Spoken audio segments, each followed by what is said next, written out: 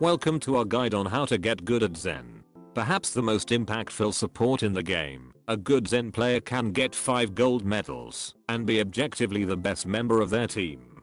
The majority of a Zen's playtime will be aiming his meatballs of death at high speeds into the fat rolls of the enemy team. This fast firing shit can absolutely destroy squishy targets, and players should make it a priority to become mechanically competent in order to maximize Zen's effectiveness. Players are also able to charge up a volley of up to 5 meatballs at a time and send them packing in quick succession, which is one of the most overpowered damage moves in the entire game.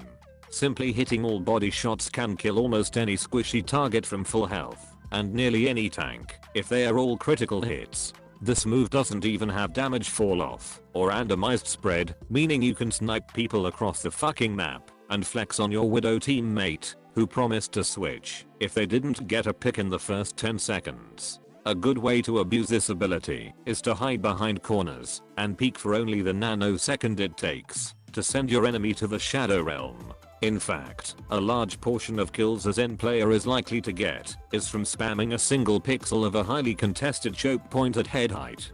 Good luck finding any counterplay to such high levels of absolute bullshit. Zen's primary healing device is his Ball of Fun, which heals a single target slower than a Torbjorn main trying to climb out of silver. Most of the time you'll be keeping this on your main tank and focusing on pumping out damage, but players should prioritize keeping their second healer alive above all other teammates. His other regular ability is the Ball of Go Fuck Yourself. Putting this shit on an enemy player will make them take 30% more damage from all sources, meaning that a well-coordinated team can absolutely destroy a single target if they have half decent aim. This also means that each critical hit to the head of a target will deal the equivalent of a direct Farah rocket, so have fun sending those motherfuckers to a permanent state of tranquility.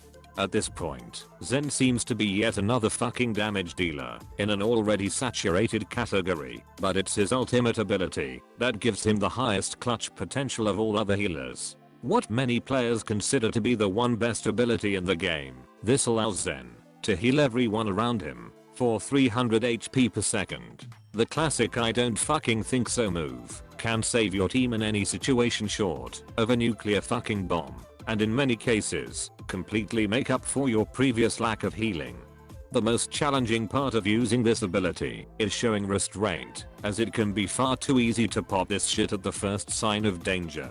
Generally, it's best to save it for an enemy grav, but if this does not exist, ultimates that affect your entire team such as an EMP or Earth Shatter should be closely monitored and expected. With this in mind, the enemy team will fully expect you to fuck up their plans, like a gang of meddling kids, so players can expect to be right next to Bin Laden on the most wanted list. Using your ultimate to save yourself is usually never recommended, but if you expect to not have the opportunity to use it again, then compromises must be made. Just keep in mind that the end of your ultimate is like the attractive girl in high school becoming single for the first time in 2 years, and you should expect to be jumped by every fucking ultimate under the sun as soon as your invulnerability ends.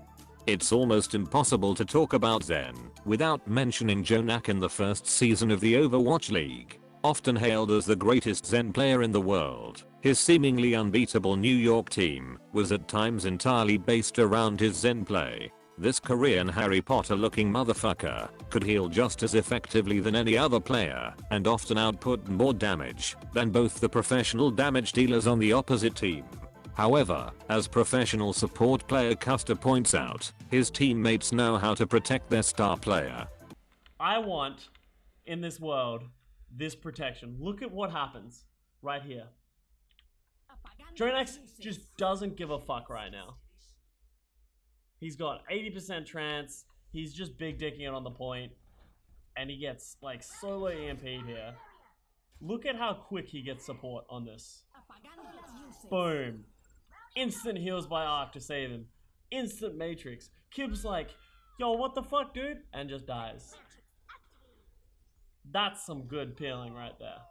With this in mind, players need to understand the risks and expectations of playing this floaty robo-Jesus. A Zen player is an investment by the team that they agree upon, At the start of the match, if the 5 other players are able to keep the Zen player alive, despite his generous hitbox and non-existent movement abilities, then eventually he will return the favor by saving the entire team when the time comes. If the team protects Zen, then Zen in turn will protect the team. Along this vein, a Zen player is required to be one of the most vocal members of a team and make decisions on who the rest of the team needs to focus at any given time. This is because a Zen will almost always require assistance if they are being dived on, and his Discord orb makes him naturally suited to a shot calling role. In order to improve your chances of survival, it is recommended that players should improve their mechanical competence as well as focus especially on their own positioning. In general, players should put themselves behind the rest of the team as much as possible and stick with a close-range teammate who can deter any idiots who try to exploit your enormous hitbox. Ultimately, players need to understand that Zen isn't a main healer and cannot hope to succeed without a strong secondary support player. In order to maximize his healing, Zen needs to build his ultimate as quickly as possible. With this in mind, spamming damage onto tanks and going for more risky plays may be necessary to beat the enemy damage dealers in the ultimate charge arms race. In the end, a Zen player is just a support main that likes flexing on damage dealers, so players should be prepared to supplement their lack of healing by bolstering their damage output to levels that should not even be possible. This is especially considering your Discord orb will amplify the damage of your entire team and make even Robo-Monk kicks deal almost as much as a Genji dash. A good Zen can even be nano boosted to reasonable effect and boost his potential damage higher than a nano blade if the player can land headshots. Underestimating a skilled Zen player can be devastating. In fact, given the right circumstances, Zen can reasonably take on any hero if they are at an advantageous range and are more mechanically competent. The ability to kill targets consistently is needed in order to save teammates, as the shitty healing capacity can be effectively remedied, assuming players can simply murder enemy players before they even have a chance to inflict damage.